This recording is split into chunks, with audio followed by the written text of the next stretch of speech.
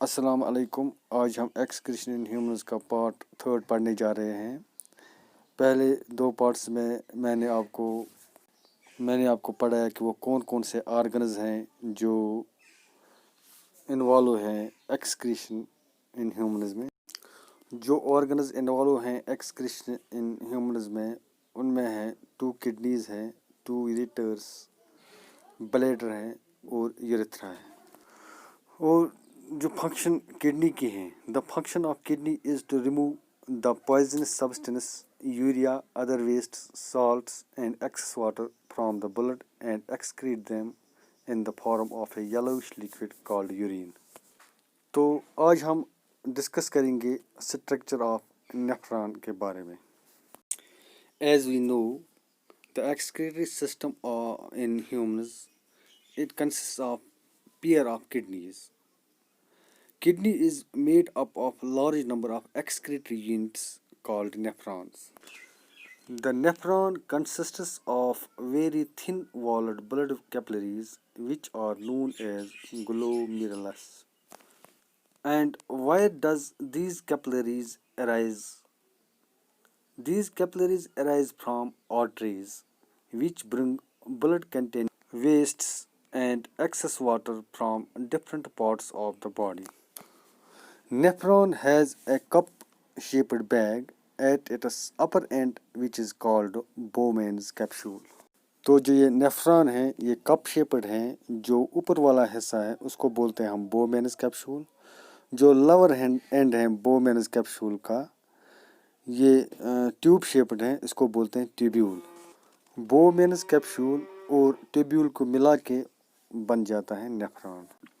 जो ट्यूब्यूल का एक हिस्सा है वो कनेक्ट होता है बोमेनस कैप्सूल से और जो दूसरा हिस्सा है वो होता है किडनी के वो यूरिन कलेक्टिंग डक्ट से वो कनेक्ट होता है। और बोमेनस कैप्सूल है इसमें बहुत सारे ब्लड कैपिलरीज होते हैं, बंडल्स ऑफ ब्लड कैपिलरीज होते हैं जिनको हम बोलते हैं ग्लोमेरुलस। ग्लोमेरुलस का एक हिस्सा अटैच होता है रेनल आर्टरी से, जो क्या लाता है वहाँ से डर्टी ब्लड लाता है जिसमें यूरिन वेस्ट होता है। The other end of the glomerulus comes out of Bowman's capsule as a blood capillaries, surrounds the tubule of nephron and finally joins a renal vein। जो ग्लोमेरुलस का काम होता है वो ये है कि जो उसमें ब्लड पास होता है उसको फिल्टर करना होता है। लेकिन जो ब्लड पास होता है ग्लोमेरुलस से उसमें सिर्फ वो बोलते हैं कि स्मॉल मॉलिक्यूल्स ऑफ सब्सटेंसेस जो होते हैं ब्लड में, जैसे ग्लूकोज हैं, अमाइनो एसिड हैं, साल्ट्स हैं, यूरिया, वाटर हैं, यही पास होते हैं ग्लोमेरुलस से।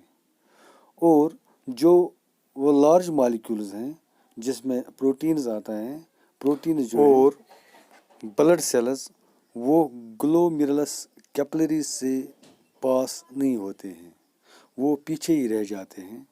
The function of tubule of nephron is to allow the selective reabsorption of the useful substances like glucose, amino acids, salts and water into the blood capillaries. But the waste material like urea remains behind in the tubule. It does not get reabsorbed into blood capillaries. तो अब हम जान गए कि जो glomerulus है वो blood को फिल्टर करता है। During filtration the substances like glucose, amino acids, salts, water and urea present in the blood pass into the Bowman's capsule and then enters the tubule of nephron. The nephron carries the urine into the collecting duct of the kidney from where it is carried to ureter. From the ureter, urine passes into urinary bladder. Urine is stored in the bladder for some time and ultimately pass out of the body through urethra। तो ये था structure of nephron के बारे में। तो आज के लिए इतना ही। Thank you.